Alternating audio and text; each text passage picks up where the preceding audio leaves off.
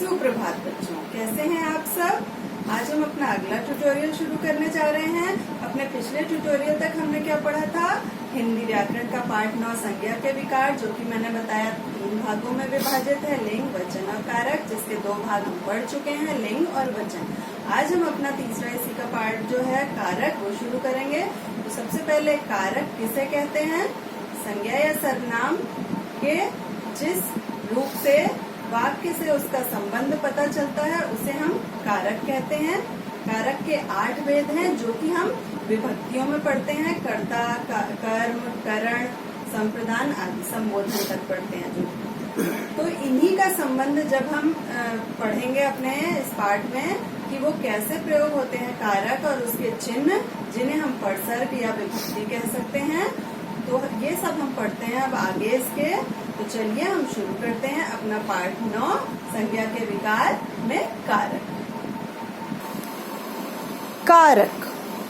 राधा ने मोहन को रास द्वारा रिझाने के लिए बरसाने से बाहर आकर वृंदावन के कुंजों में नृत्य का अभ्यास किया। मोहन ने कहा, अरे राधे, तुमने तो चमत्कार कर दिया। राधे किसे कहते हैं? राधा को, मोहन कृष्ण जी को। किसने रास दिखाया? राधा ने। तो ने है तो यहाँ क्या हो गया? कर्ता कारक। किसको दिखाया रास? तो मोहन को, तो कर्म हो गया। किसके द्वारा? रास के द्वारा, करण कारक। किस लिए? रिझाने के लिए, संप्रदान कारक। कहाँ से हटकर? बरसाने से, अपादान कारक। किससे संबंध? वृंदावन से, संबंध कारक। कहाँ पर? कुंजों में, अधिकरण कारक। किसे संबोधित किया? अरे राधे, संबोधन कारक। मतलब यहाँ पे आपको ये चिन्ह बताए हैं और उनके कारक बताए हैं, क्योंकि यहाँ पे जो गुलाबी अक्षरों में लिखा है, जो हाइलाइटेड वर्ड्स हैं, आपके शब्द हैं, वो एक तरह से परसर्ग हैं ये सारे। ठीक है, कारक चिन्ह। अब देखिए इसकी परिभाषा क्या है कारक की। संज्ञा या सर्वनाम के जिस रूप से उसका संबंध वाक्य के अन्य शब्दों से जाना जाता है उसे कारक कहते हैं। उपर्युक्त वाक्यों में संज्ञा या सर्वनाम के साथ आए ने, को, से, के लिए, को, में, पर, अरे आदि कारक के चिन्ह हैं। इन्हें परसर्ग या विभक्ति भी कहते हैं। मतलब इन्हें हम कारक चिन्ह भी कह सकते हैं या परसर्ग भी कह सकते हैं। ठीक है, अब देखिए कारक के भेद में आ जाते हैं हम। हिंदी में कारक के 8 भेद माने जाते हैं। अब वो 8 भेद कौन कौन से हैं? ये आपको चार्ट है जो कि 4 भागों में विभाजित है। कारक, लक्षण, विभक्ति चिन्ह, क्रिया के साथ लगाकर पूछे जाने वाले प्रश्न। कर्ता कारक जो काम करे। लक्षण हम एक साथ बाद में पढ़ते जाएंगे। अभी मैं आपको जो समझा रही हूँ बस इतना है कि कारक और उसके विभक्ति चिन्ह। कर्ता ने कर्म को करण से या के द्वारा, संप्रदान के लिए या को, अपादान से अलग होना, संबंध का के की या रारेरी, अधिकरण में पर, संबोधन हे अरे ओ। ठीक है, अब देखिए पहले कारक में आते हैं, कर्ता कारक। जब हम ये कारक पढ़ेंगे, इसको समझेंगे, तो उसमें लक्षण आ जाएंगे और उदाहरण तो हैं ही। और वो कैसे पता चलेगा? तो क्रिया के साथ लगाकर हम ये प्रश्न ये लगाएंगे, हम प्रश्न करेंगे, तो अगर हमें उत्तर मिल रहा है तो वो वाला वो कारक होगा। अब देखिए है कर्ता कारक। कर्ता का अर्थ है करने वाला या मुखिया। जिन शब्दों से क्रिया के करने वाले का पता चले उसे कर्ता कहते हैं। मतलब क्रिया के करने वाले का जिससे पता चले, मतलब जो क्रिया कर रहा है। जैसे अंग्रेजी में हम पढ़ते हैं ना सब्जेक्ट और प्रेडिकेट। सब्जेक्ट जो कि कार्य करता है, कर्ता के साथ ने परसर्ग लगता है। कौन सा परसर्ग लगता है? ने। प्रायः मतलब अक्सर ने परसर्ग का प्रयोग भूतकाल में सकर्मक क्रियाओं के साथ होता है। मतलब कारक का जो ने चिन्ह होता है वो ज्यादातर या अक्सर भूतकाल की ही क्रियाओं के साथ लगता है। जैसे उसने कार्य कर लिया, राम ने दूध पी लिया, या मैंने गृह कार्य कर लिया।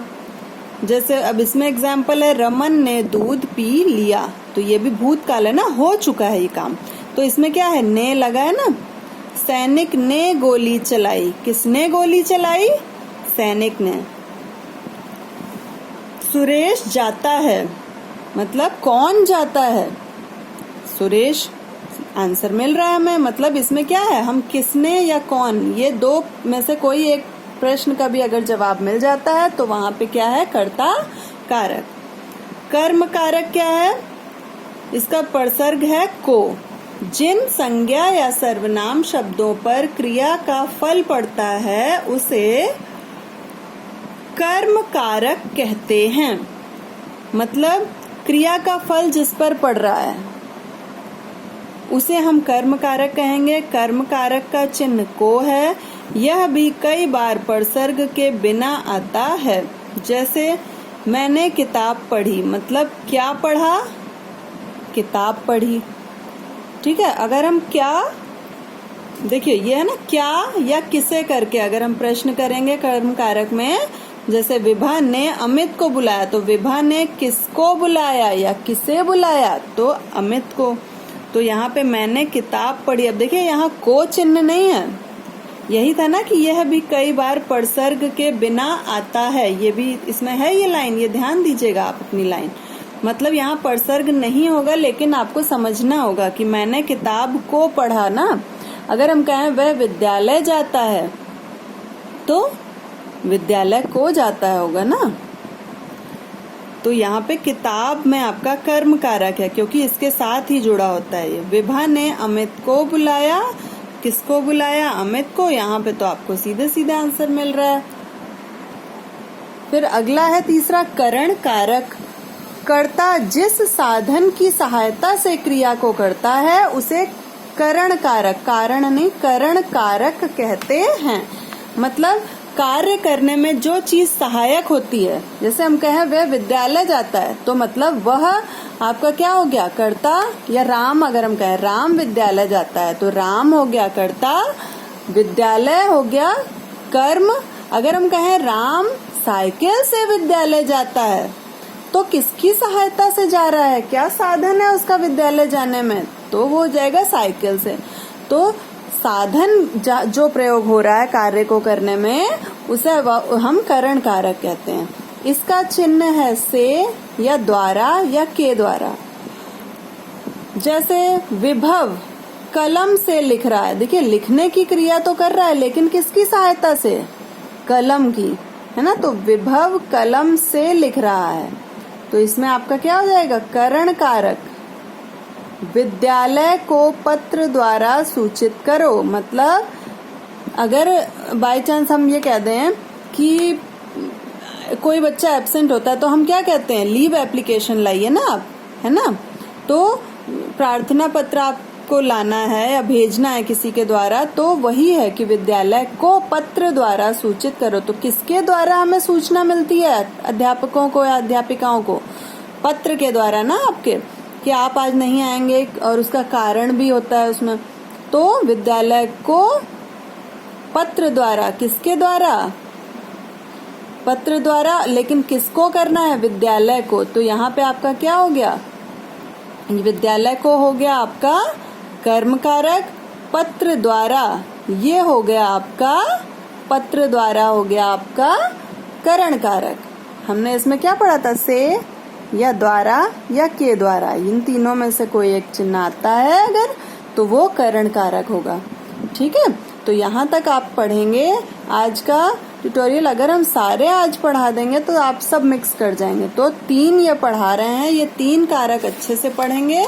और आपका गृह कार्य है कि आप कारक के भेद ये अच्छे से याद करेंगे। कर्ता ने, आप इतना ही बस याद कीजिए, कर्ता ने कर्म को करण से संप्रदान के लिए पूरा याद कर लेंगे तो आप ही के लिए अच्छा है कि आप प्रश्न करेंगे तो क्या क्या प्रश्न हो रहा है और अगर उसका जवाब मिल रहा है तो वो वाला चिन्ह आपको पहचानने में आसानी होगी। तो आप इस पूरे को ही याद करिएगा चार्ट, ये आपका गृह कार्य है।